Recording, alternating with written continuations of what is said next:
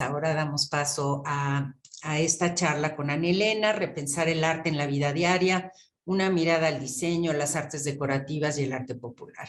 Brevemente quisiera pues presentar a nuestra ponente de esta mañana. Ana Elena Malet, como ustedes saben, es curadora independiente, está especializada en diseño moderno y contemporáneo. Actualmente es profesora distinguida del Tecnológico de Monterrey en la Escuela de Arquitectura, Arte y Diseño, y desde abril del 2021 es miembro académico del Comité de Adquisiciones del Departamento de Arquitectura y Diseño del Museo de Arte Moderno de Nueva York. Fue miembro del Comité Asesor de la Bienal de Diseño en Londres para las ediciones 2016-2018, ha curado diversas exposiciones en México y en el extranjero, y por supuesto tiene pues varios artículos y libros sobre el diseño en México, pues su labor como promotora e historiadora del diseño pues ha sido sin lugar a dudas fundamental para entender pues este contexto mexicano tan increíblemente rico y complejo.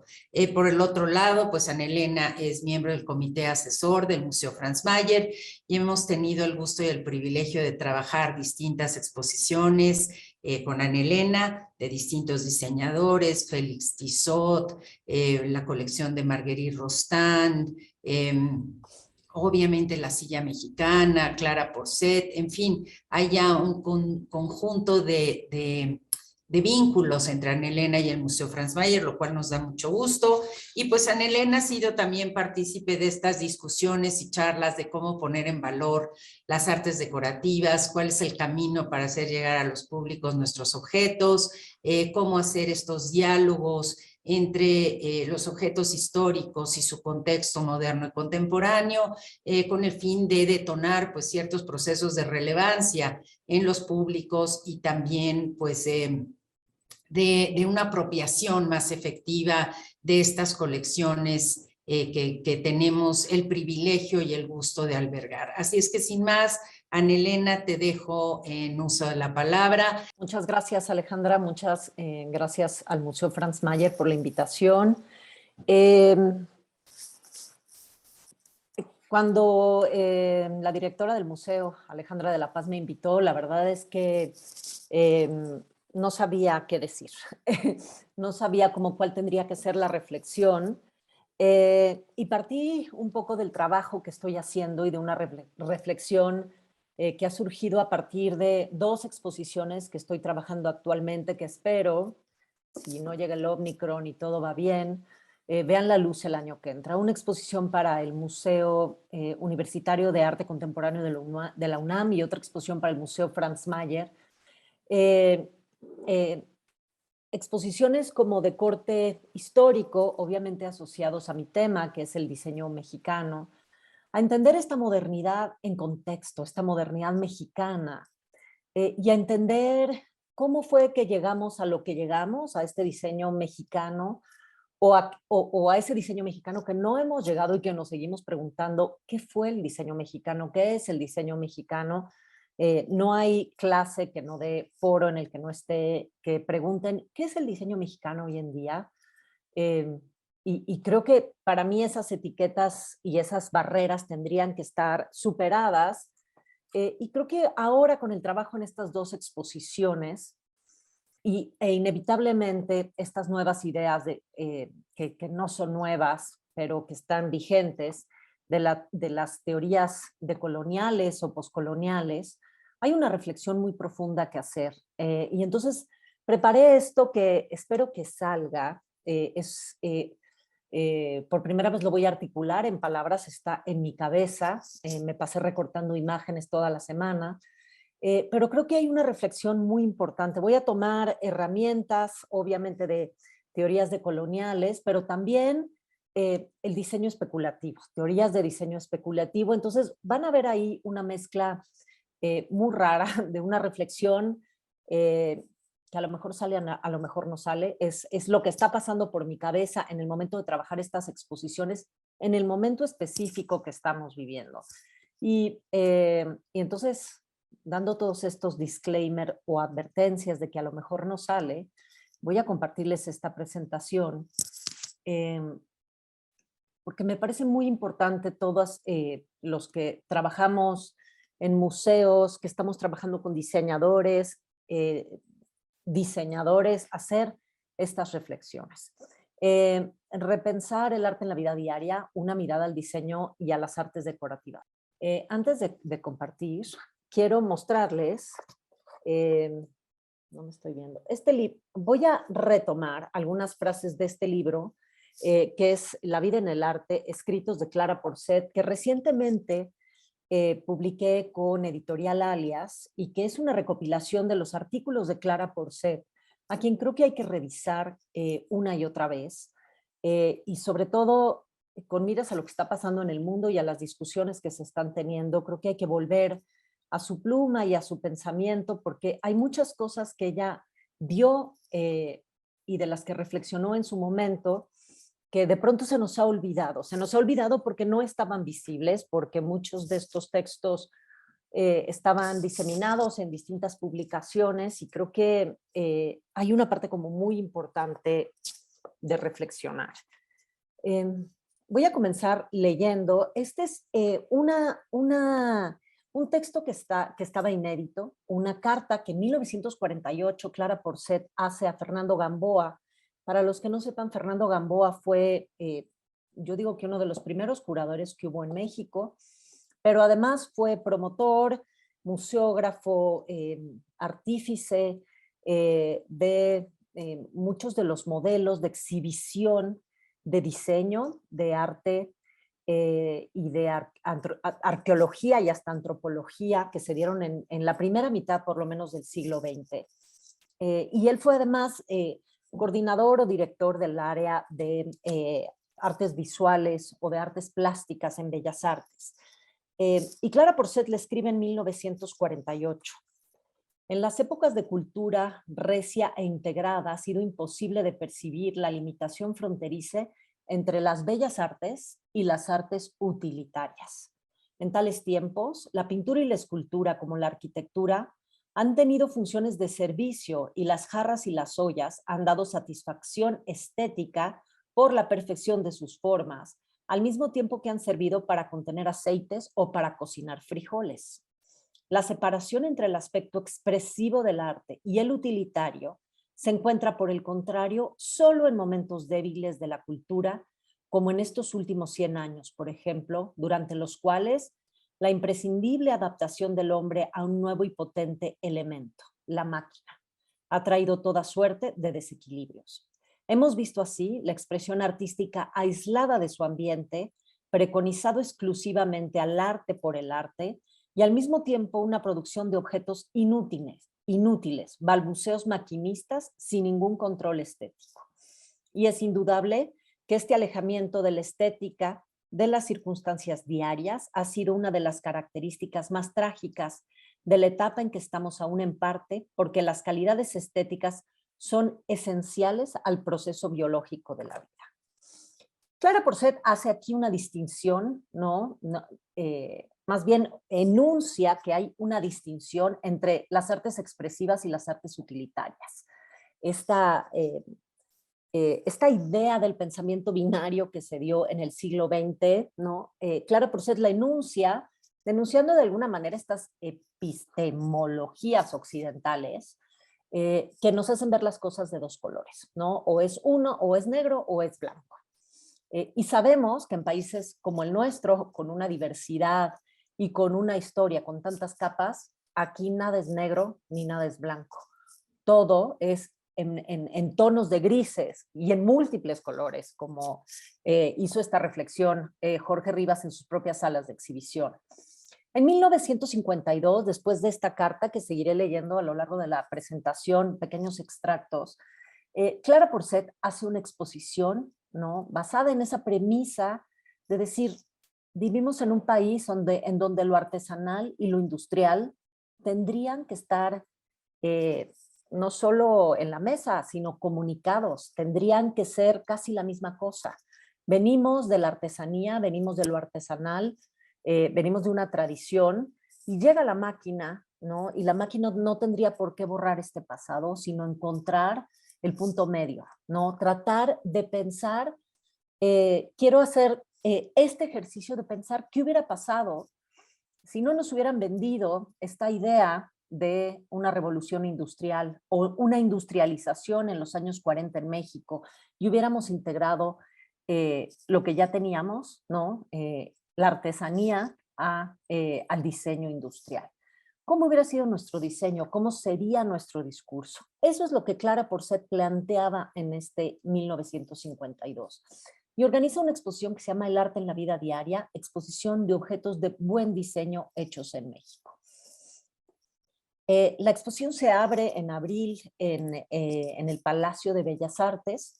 Es muy contradictorio porque si ustedes ven aquí hay unas fotos tomadas en talleres de artesanos por Lola Álvarez Bravo. Las fotos están montadas con una museografía pues, que alude a modelos occidentales, obviamente a la Bauhaus. Clara Porcet estaba a Herbert Bayer, al modelo de Herbert Bayer.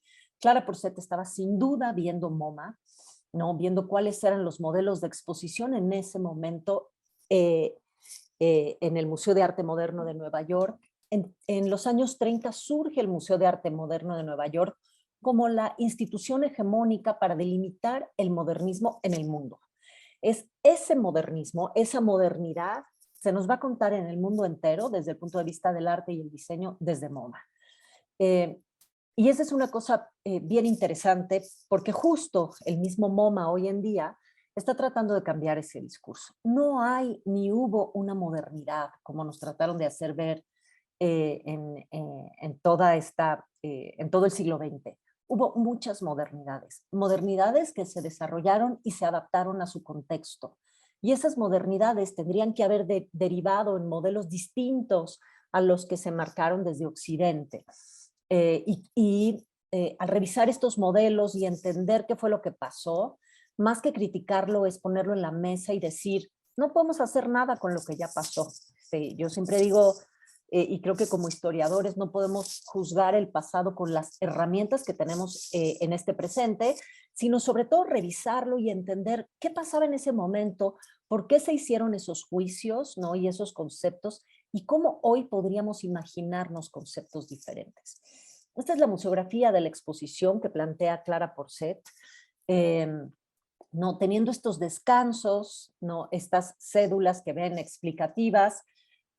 Aquí había una suerte de historia de cómo sentarse con estos modelos hechos en alambre y estos equipales de Michoacán en los que podías descansar a ratos en la exposición, ¿no? La exposición, el tema de la exposición, la premisa de la exposición era que si en ese momento lográbamos un maridaje entre industria, artesanía y diseño, llegaríamos a un concepto verdaderamente mexicano, verdaderamente nacional, acorde a nuestra realidad, a nuestros tiempos, y un diseño verdaderamente moderno. Moderno para el contexto mexicano, para entender que somos una cultura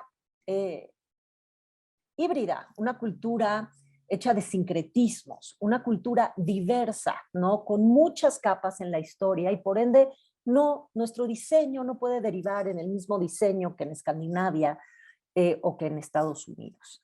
Y esa es una parte a la que quiero volver continuamente, ¿no?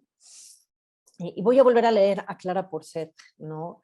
Como un eco de las nuevas tendencias integrales, ¿no? Hablando, ella se dirige a Gamboa y le habla de cómo ella cree que debían ser estos modelos expositivos. Ella en esta carta le pide a Gamboa, Gamboa está planteando un nuevo museo de arte moderno que sucederá en las salas del Museo Nacional de Bellas Artes, en el Palacio de Bellas Artes, y Clara Porcet le pide, a través de esta carta, de este esquema general, esto es antes de la exposición es en 52, esta carta es de 58, le pide tener una sala o un museo dedicado al arte en la vida diaria, que no es otra cosa más que el diseño mexicano. El arte en la vida diaria es el diseño que habríamos de haber tenido en México si hubiéramos entendido esta condición de hibridez, de sincretismo, que es parte de nuestra cultura.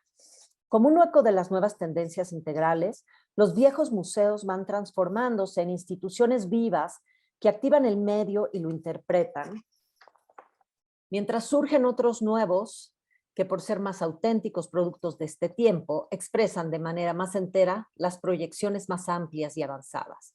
Como consecuencia, unos y otros se preocupan en la medida de sus posibilidades de esta integración del arte y la vida y enfocan el problema desde sus raíces, al incluir en sus actividades todos aquellos aspectos del arte que puedan procurar mejor la fusión que se desea.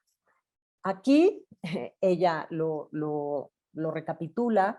Si hubiéramos entendido que arte, diseño y artesanía tendrían que haberse conjuntado para generar objetos de la vida diaria, sin establecer estas distinciones entre la artesanía va allá, el diseño allá y el arte acá, quizá hubiéramos tenido otro tipo de discursos de diseño. La exposición se presenta primero en Bellas Artes y posteriormente se traslada, se hace una versión, un montaje de Clara Porcet y Manuel Vázquez en el recién inaugurado edificio de la Facultad de Filosofía y Letras en Ciudad Universitaria en 1952, en el marco del Congreso Panamericano de Arquitectura. Esta es la adaptación que hace Clara Porcet. Si se fijan aquí, sigue ella inspirándose, y lo vamos a ver un poco más adelante, en estos modelos de MoMA. Recientemente encontré estas fotos, Walter Gropius con Pedro Ramírez Vázquez viendo esta exposición, los modelos de Clara Porcet, ¿no? Revisando los muebles y sus calidades y tratando de entender esto que ella está tratando de proponer en su momento, ¿no? Y aquí vemos la adaptación, el montaje que ella hace para Ciudad Universitaria. Es bien interesante porque aquí Clara Porcet pone en la misma jerarquía diseño y artesanía, diseño, industria y artesanía, productos industriales y artesanía. Entonces, ella lo que está proponiendo es este diálogo continuo y constante, ir y venir, ¿no? Hacer este diálogo de ida y vuelta para generar objetos que se desarrollen y que respondan a nuestro contexto, al tipo de materiales que tenemos, al tipo de cultura, al tipo de clima, ¿no? De tradiciones culturales, ¿no? De usos y costumbres que teníamos y que tenemos en este país, que son muy distintos ¿no? al diseño norteamericano, que en ese día, que en ese momento, o al diseño europeo, ¿no? Estos modelos eurocentristas, que en ese momento pues, son los modelos que desde MoMA se están proponiendo. Entonces, vean esta diversidad de objetos, muchos de estos objetos autorales, José Fejer, cerámica de Texcoco, y otros pertenecientes a pueblos y culturas que son ahora sí que publicados como anónimos en el catálogo que les mostré al principio. Entonces aquí ven muebles de Van Buren, que era ya una fábrica industrial, ¿no? Ollas Vasconia, ollas de presión Vasconia, al lado de una olla de frijoles, y es lo que ella dice, no es menos bella una forma hecha máquina que una hecha a mano. O sea, entender esta idea de la belleza y de la eficiencia, pero la respuesta a distintos contextos culturales. Y en nuestro contexto tendrían que haber convivido en la misma jerarquía ambos tipos de objetos. Y esa era un poco la propuesta de Clara Porcet. Y voy a leerles, comprendido estas instituciones renovadas o nuevas, que un museo tiene valor para su comunidad solo en proporción a la integración que logra con la vida corriente de esa comunidad misma, y que el obtenerlo dependa principalmente de que el museo consiga presentar el arte no como una cosa esotérica, sino como lo que es en realidad, es decir, como expresión humana sin demarcaciones y como acontecimiento normal y diario. Así se ha cerrado la pasada separación de las artes mayores y las artes menores. Se ha cortado el pedestal en el que artificialmente se había colocado las artes de expresión y se ha levantado, por otra parte, el nivel de las artes de utilidad, haciendo que ambas se encuentren en un terreno común. esa idea de las artes decorativas, de las artes versus las artes utilitarias, ¿no? Tendría que haber llegado a un justo medio, a un punto en común en esta propuesta de Clara Porcel. No solamente en el museo y cómo se muestran, sino desde el tipo de producción que ella está proponiendo. Entonces aquí ella, vean su tipo de display, y ella no solamente pone el producto terminado, sino de alguna manera muestra estas herramientas, si ven en la parte de la rueca, el telar, eh, eh, eh, ay, ya se me olvidó, ¿cómo se llama? El urdidor, ya se me están olvidando las palabras, pero bueno, la idea es mostrar también esta tecnología quizá rudimentaria en ese momento, pero hablar de tecnología al final son también máquinas, no estas máquinas industriales, sino hay una economía y una cultura semi-industrial en este país, y como tal habría que abrazarla, celebrarla y incluirla en el museo y en un diálogo con esta industrialización que en los años 50 pues estaba llegando a un pináculo. Esta es la exposición de Clara Porcel, el arte en la vida diaria, objetos de buen diseño hechos en México.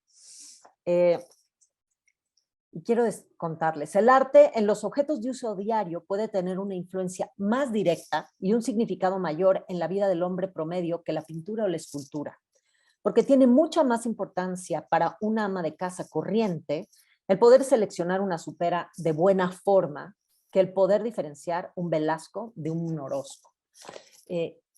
Aquí hay una cosa bien importante de que Clara Porcel pone, ¿no?, el arte en la vida diaria, estos objetos de buen diseño, a la par de Velascos y Orozcos, y decir, los museos tienen que ser, las exposiciones tienen que ser herramientas no solo de difusión y de reflexión, sino también de educación para un público en general. Y esa era parte de la propuesta que ella ella estaba mirando, como les dije en un principio, ella estaba mirando,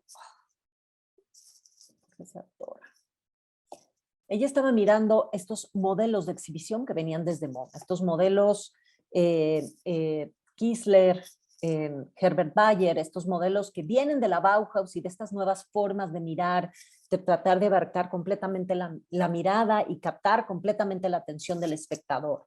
Esos eran, ¿no?, los dispositivos de display que se mostraban en ese momento y que se trataban de meter, de introducir a los museos en ese momento en los museos occidentales, ¿no? Una forma de ver occidental, ¿no?, para abarcar la mirada completa del espectador y así poder de alguna manera introducirlo a estas lecturas occidentales que del diseño, voy a hablar del diseño, pero también del arte, se estaban haciendo desde el Museo de Arte Moderno o desde, ¿no?, estas instituciones occidentales.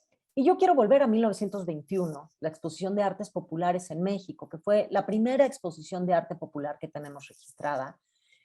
Una exposición que se encarga a diversos artistas en el año de 1900, mítico año de 1921, para celebrar el centenario de la independencia, la terminación de la revolución, pero además, ¿no?, celebrar de alguna manera que México estaba entrando en un nuevo momento después de la revolución, ¿no? Este momento en el que íbamos a ser modernos, pero en el que también se estaba desarrollando una idea de proyecto nacional muy asociado con la cultura popular, con el pasado indígena, y cómo este proyecto, sí, de apropiación cultural, ¿no?, y de apropiación del pasado indígena se estaba poniendo en marcha, ¿no?, a partir de las instituciones oficiales. Entonces, me interesa mucho reflexionar, sí, sobre los objetos, pero sobre todo por las formas de exposición, ¿no? Ya vimos Clara Porcel en el 52, pero en el 21 esta es la manera en cómo se exhibían esas artes populares, que no es otra cosa más que el arte de la vida diaria, ¿no? Estos objetos utilitarios, el arte utilitario que habla Clara Porcel, que es el arte de estas culturas, estas comunidades, el arte popular que en ese momento se empieza a enunciar de alguna manera. Es un grupo de artistas, Roberto Montenegro, el doctor Atl, Jorge Enciso, que son los curadores o quienes organizan esta exposición, y esta es la manera de montar esa exposición en ese momento. Refleja mucho a la idea que tenían y al tipo de producción y la cantidad de producción que se generaba en ese momento, ¿no? Las repeticiones, encima una cosa sobre la otra, ¿no? Que una cosa dialogara con la otra de manera a lo mejor un poco estridente, pero ese era el tipo de producción que se estaba generando y el tipo de ruido cultural también que había, ¿no?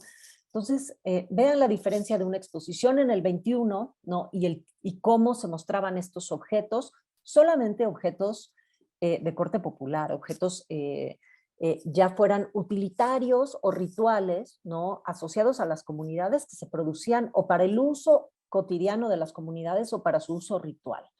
Y esta es la manera de introducirlos al mercado, ¿sí? Al mercado del arte, de la chuchería. Y es el momento en el que se propone también esta exposición como una ventana de consumo de este tipo de productos, ¿no? Es a partir de entonces que vamos a ver que muchos intelectuales y muchos artistas empiezan a coleccionar, a vivir en casas que pretenden o buscan ser funcionalistas o de corte o de look funcionalista, pero con objetos de arte popular en el interior. Hay esta tensión que se da desde el interior mexicano, ¿no? Ya hacia los años 30, entre los años 30 y los años 50, en el que conviven caparazones modernos hechos de cemento y vidrio y metal, como podrían haber sido los europeos, pero en el interior pues conviven estos objetos de la vida, estos objetos de la vida diaria, ¿no? Arte popular y arte prehispánico, ¿no? Con equipales, como puede ser, el perfecto ejemplo es quizá la Casa Estudio Diego Rivera, ¿no? Y aquí algunas otras fotos de cómo se montó esa exhibición. Y aquí saqué una frase de lo que dice el doctor Atl. Gerardo Murillo, doctor Atl, fue el encargado de hacer un libro que acompañara, no un catálogo, sino un libro que acompañara esta exposición. Y fue una suerte de inventario del tipo de producción artesanal que había en ese momento, por regiones, por tipos de técnicas. Y él dice, las artes populares en México son importantes porque ellas satisfacen vitales necesidades sociales, por la variedad de sus productos, porque todas tienen en su forma o en su técnica o en su espíritu decorativo, en sus coloraciones, el sello de un innato y hondo sentimiento estético, porque algunos de sus productos son de un valor artístico absolutamente de primer orden, porque sus manifestaciones puramente intelectuales están impregnadas como la música de una profunda melancolía o como la poesía religiosa de un suave misticismo y son ambas poderosamente subjetivas.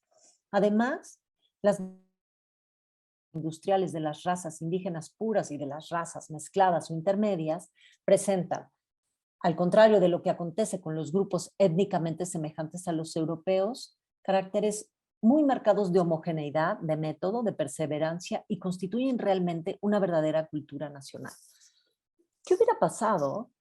Y aquí es otra vez mi especulación, si en lugar de denominar esto arte popular, hubiéramos dicho que esto es diseño de la vida diaria. Si nuestro diseño hubiera sido el arte popular y no hubiéramos hecho en su momento estas distinciones occidentales que venían del canon occidental entre diseño, arte popular, arte. Y es un poco lo que quiero cuestionar aquí. O sea, si estamos hoy cuestionando modelos de exhibición, modelos de pensamiento, ¿no? Volviendo a esta idea de colonial, hay que cuestionar también las definiciones. ¿Qué hubiera pasado? O sea, esto que me dice a mí, doctor Atl, si yo lo leyera hoy en una exposición de diseño, tiene todo que ver, ¿no? La variedad de los productos, satisfacen necesidades sociales, tienen formas, técnicas o espíritu decorativo, el sello innato de un sentimiento estético. Lo que decía Clara Porcet lo dice aquí doctor Atl. ¿Qué hubiera pasado si en lugar de ponerle arte popular, esa etiqueta de arte popular, hubiéramos dicho que esto es diseño de las comunidades, ¿no? Diseño de las diferentes culturas, diseño de los pueblos originarios. ¿Cómo hubiera cambiado nuestra percepción del diseño hoy en día? Y esa valoración del arte popular tiene que estar en los museos de arte popular y el diseño tiene que estar en los museos de diseño que en este país además ni existen. quiero mostrarles otros modelos de exhibición y cómo Clara Porcet llega a lo que llega y a exhibir de esa manera. Quiero mostrarles estos diversos y distintos modelos de exhibición, de mostrar este arte popular en estas exhibiciones. En 1930, el Museo Metropolitano de Nueva York presenta esta exposición Mexican Arts Exhibition, liderada por René de Arnaucourt, que había un austriaco, pero que había pasado una buena temporada en México y había entendido bien las artes populares. Había sido cercano a estos artistas que les mencioné, que hicieron la exposición de 1921, a Diego Rivera, y esta es la manera en que él decide mostrar en el Museo Metropolitano de Nueva York las piezas de arte popular. Hay una parte que ya es interesante, que ya están sobre un pedestal muchas de ellas, ¿no? Hay otras que no necesariamente, ¿no? Como este arcón que vemos o algunas de esas sillas populares, pues no necesariamente están montadas en pedestales, pero esto va a ir cambiando poco a poco. Y después MoMA, la exposición de 1940, Alfonso Caso y Covarrubias son los encargados de montar esta exposición 20 Centuries. Perdón que se atora mi presentación, creo que...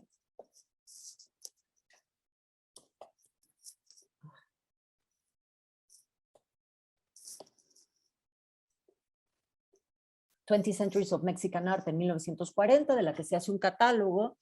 Y esta es la manera como el Museo de Arte Moderno empieza a mostrar este arte primitivo, que lo empiezan a nombrar ellos como arte primitivo, ¿no? Este es el tipo de displays, ¿no? Primero de indumentaria, de arte prehispánico, de arte precolombino, y luego el arte popular, ¿no? Y cómo el arte popular pues tiene un lugar en estas exposiciones, en estos discursos abarcadores de varios siglos de cultura mexicana,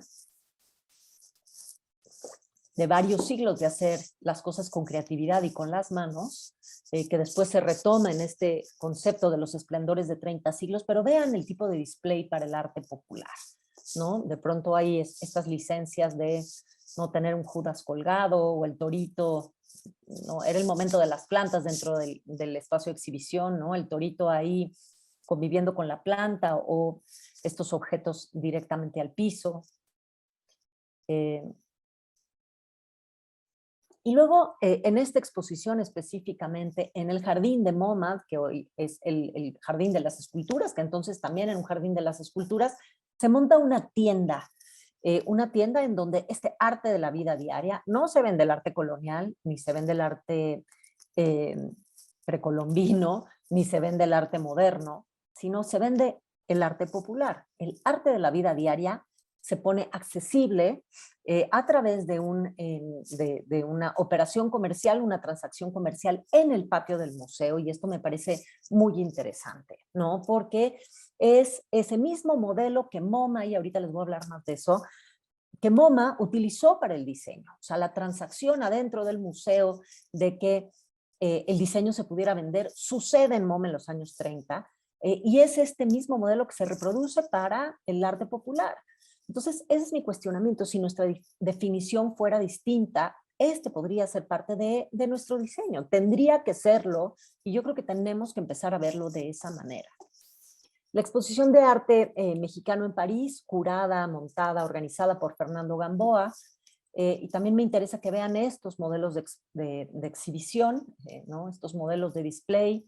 Vieron la parte de arte prehispánico, la parte de arte moderno y aquí la parte de arte popular, ¿no? Como finalmente, conforme se va puliendo en el siglo XX el tipo de montaje para el arte moderno, incluso para el arte precolombino, es una cosa que no sucede con el arte popular. A lo mejor está un poco más limpio que la exposición del 21, pero sigue exponiéndose de alguna manera como entre tienda entre tienda de artesanías y tienda de curiosidades, ¿no? De pronto hay unas piezas que sí se meten en vitrina, ¿no? Como para hacer estas distinciones, pero pues no necesariamente, ¿no? Y el pabellón de México en la exposición de Bruselas creo que también es muy significativo, y aquí empieza un poco a virar el modelo, también organizada por Fernando Gamboa, Este es el tipo de display expositivo de imágenes. Otra vez, como Clara Porcet en el 52 retoma estos equipales de Michoacán, que son muy escultóricos para ponerlos en el espacio de exhibición como espacios de descanso. Y luego estas vitrinas para mostrar, ¿no?, lo que se mostraba en estas ferias universales, los productos industriales, porque este tipo de ferias lo que querían mostrar era el tipo de producción que se realizaba en los distintos países, y los pabellones estaban un poco abocados a ello, ¿no? Entonces, ¿cómo Fernando Gamboa compagina estas vitrinas para mostrar la producción artesanal y la producción industrial dentro de un mismo espacio? ¿No? Otra vez, la exposición de arte popular ¿no? Y como corolario, esta base ya, este pedestal en donde él muestra el diseño de Clara Porcet conviviendo con el mobiliario popular, los equipales populares con el diseño de Clara Porcet que acababa de desarrollar para el Hotel Pierre Marqués en Acapulco, que es el diseño que vemos aquí presente. En 1934, y creemos que Clara Porcet pudo haber visto esta exposición, Machine Art fue una exposición, pues un parteaguas en la historia de las exposiciones de MoMA, una exposición que muestra el arte salido de la máquina, el arte expresivo, el arte utilitario, y que se lleva al museo así presentado, como arte de la máquina. Y luego en 38 se hace esta exposición de objetos utilitarios abajo de $5. Entonces, ¿cómo esta operación de una transacción comercial desde el museo, este tipo de exposiciones fueron cerca de 50 exposiciones que planteó MoMA en la mitad del siglo XX, de exposiciones que se hacían para viajar, se planteaban desde MoMA objetos de menos de $5 y después iban incluso a presentarse en distintas tiendas departamentales en el territorio norteamericano. Esto con la idea de, en este periodo entre guerras, generar consumo, generar desarrollo, impulsar la industria en los Estados Unidos. Y el museo es parte de esa operación comercial y de ese cambio de imaginario, no solamente desde el museo, sino de la tienda departamental. Y de alguna manera, pero ¿no?, aterrizado a su contexto, es lo que está pidiendo Clara Porcet a Gamboa, cosa que después de la exposición, digo, nunca vemos llegar a un final feliz. Se hace la exposición, se muestra, pero después pues nada pasa, ¿no? Esta exposición en 1939, que es la que trae estos nuevos modelos de display, un poco, la exposición de Bauhaus en 1939, y que seguramente Clara Porcet estaba viendo, estaba revisando, porque ella misma lo dice en sus escritos y en su currículum. Y luego esta exposición que se llamó Good Design. Good Design, que es el término que Clara Porcet retoma de buen diseño. Esta idea, ¿no?, que nos venden a mediados del siglo XX de que el buen diseño tiene que ser funcional, tiene que ser bello, tiene que representar cualidades locales y cualidades culturales, y tiene que estar, ¿no?, y tiene que ser accesible. Y MoMA promueve esta idea, esta definición de buen diseño que retoma Clara Porcet, pero Clara Porcet lo adapta también a este diseño que tiene que ver con lo producido artesanalmente y producido también por comunidades, por culturas, por artesanos, no necesariamente por industriales y diseñadores. Esta exposición, que es la primera en 1950 y tiene una serie de iteraciones a lo largo, no, más o menos como durante 20 años,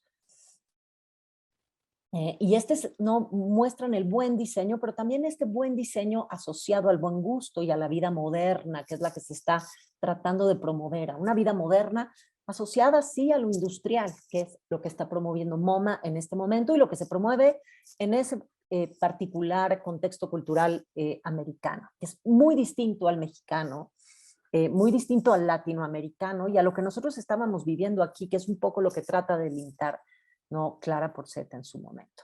Fíjense estas exposiciones, cada vez que vuelvo a estas imágenes me sorprenden porque resulta que se podía tocar.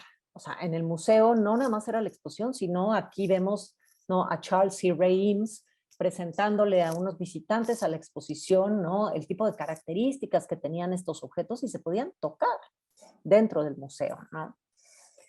Entonces, un poco lo que yo quería hacer esta reflexión es, si hoy estamos, ¿no?, utilizando el diseño especulativo, pero también cuestionando los modelos que se nos impusieron desde Occidente, ¿no? Eh, estos paradigmas que a lo mejor poco tienen que ver con nosotros, que somos culturas basadas en un sincretismo, híbridas, eh, ¿no? Y cómo podemos desarrollar estas epistemologías no occidentales y cuestionar estos modelos, ¿no? Y hoy en día, por ejemplo, muchos diseñadores mexicanos siguen trabajando la artesanía, como muchas otras categorías. La historiografía del diseño ha dejado fuera de esta historia muchas categorías, ¿no? O sea, se ha hablado de las mujeres, ¿no?, del diseño hecho por mujeres, del diseño hecho por comunidades, pero la artesanía ha quedado fuera de esa historia hegemónica del diseño, ¿no? Se ha considerado como una categoría menor, aparte, y lo que yo quisiera, y un poco la reflexión de revisar estos modelos de exhibición hoy es, y lo que estoy haciendo yo, y que ha resultado de ver los objetos y cuestionar, ¿no?, lo que hemos vivido y estos modelos de exhibición y estos modelos de consumo que vienen desde Occidente, es cómo sería si nosotros pensamos que hay una historia del diseño alterna, esta historia que se cuenta desde los objetos y desde cómo la artesanía o el arte popular o lo hecho a mano no ha dejado de ser parte de nuestra vida cotidiana, de nuestra vida diaria. Ese arte en la vida diaria es algo que los diseñadores hoy en día que salen de las universidades siguen trabajando a mano con artesanos en su propia casa. O sea, esta idea de lo artesanal sigue presente, ¿no? Y hay una línea genealógica que de alguna manera se ha querido negar o se ha invisibilizado, ¿no?, aludiendo a esta modernidad y a esta era maquinista que decía Clara Porcet.